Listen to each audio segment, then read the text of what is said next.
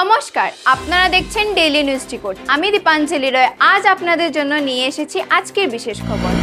অখিলেশ যাদব বলছেন, সরকার মহিলাদের জন্য রিজার্ভেশন বিল এনেছে শুধু ভোটের জন্য।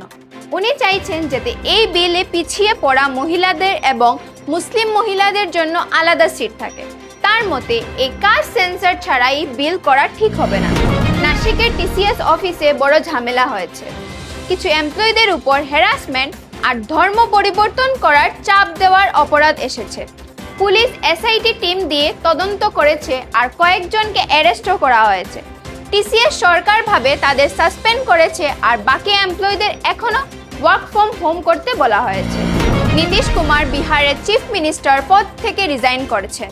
উনি প্রায় 20 বছর ধরে এই পদে ছিলেন, কিন্তু এখন রাজ্যসভার এমপি হয়ে গেছেন বলে রিজাইন করলেন। উনি বললেন যাতে বিহারের উন্নয়ন থেমে না যায়, উনি নতুন সরকারকে গাইডেন্স এবং সব রকমের সাহায্য করবেন। এটা ছিল আজকের বিশেষ খবর। আবার দেখা হবে নতুন দিনের নতুন খবরের সঙ্গে। ততক্ষণ পর্যন্ত আমাদের সাথে যুক্ত থাকুন।